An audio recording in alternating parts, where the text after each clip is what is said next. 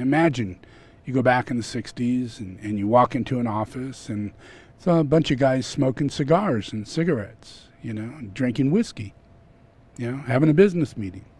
And very normal. I don't care where you were at. I don't care what the business meeting was. This is the way it worked. Yeah. And it was a filled up, smoky room. Yeah. And everybody cussed.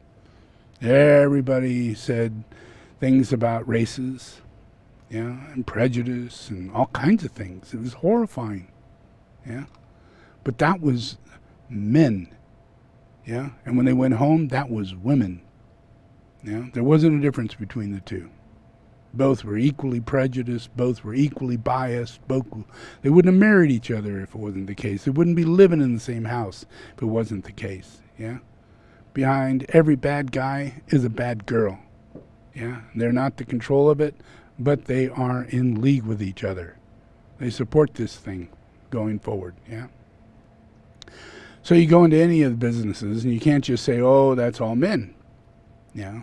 You have to say it for the truth, or you're going to be a woman sitting on the outside who delusionally, slowly but surely, you're going to turn into a man. You're going to change all the human race as you do this. Every little boy, every little girl won't have a gender connection simply because you want to be somebody you're not. And that's when women want to have what they think they're not getting in the relationship of what men are doing, which is running a country, building freeways, making houses, creating trains, building airplanes. These are normal things guys do. Yeah, they are engineers, they're carpenters, they build your house, they fix your plumbing, they fix your electricity, and it's not until really recently that that process in the mind of a woman came to a place to where, wow, maybe I should try and fix my plumbing. Maybe I should look into that.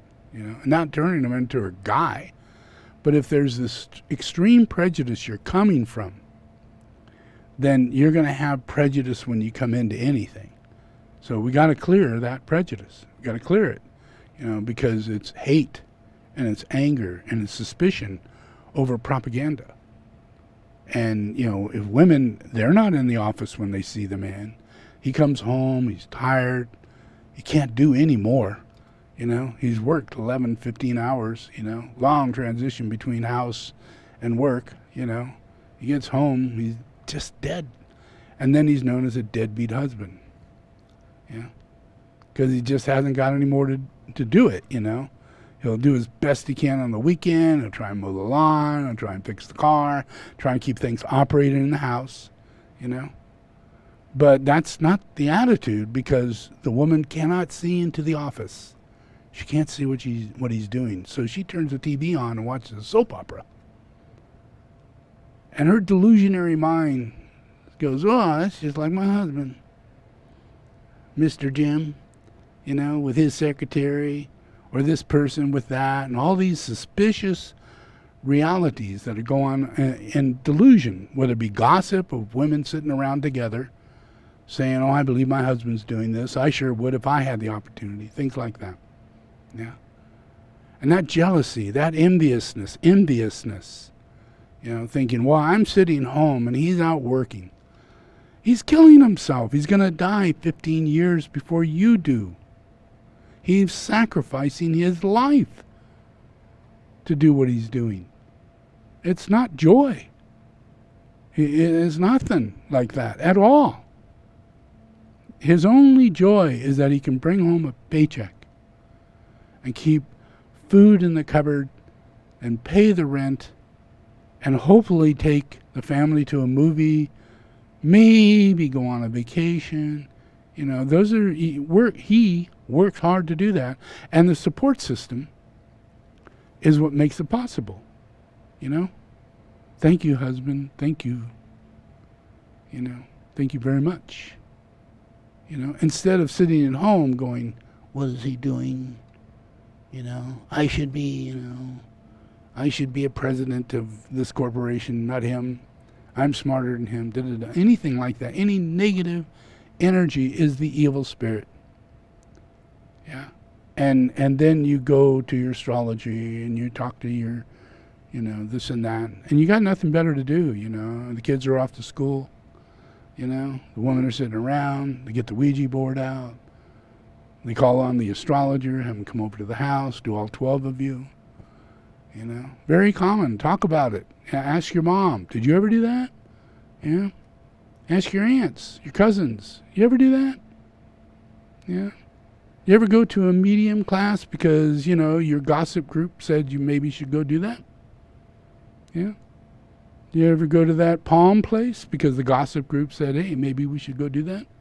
Because I know by the time you got to the year 2010, that same asshole gossip group that doesn't care for you at all is talking you into tattoos. You've already been recruited into astrology and everything else for many generations. So now you can be talked into a tattoo so that you can wear the symbols of Satan. Yeah. And you can't get them off. They don't rinse off when you go into the shower. You change your mind. They don't go away. And the things on your back, the things on your arm, the things on your hand, and 99% of them are all symbols of Satan. Yeah. But because it's so fluid in the process, in our culture, that's not even considered. And both men and women do this. Not just men, because there's this delusion on the feminist side that men get it. They get to do whatever they want. They could do sports and they can do all these things, but that's not true. Women are doing exactly the same thing. There's no difference. There's no difference. Give them the time and the opportunity, and women will show up equally on the stands and act like an idiot just like other guys, and paint themselves up and put on their colors, and go get their tattoos all the way up their face if they have to.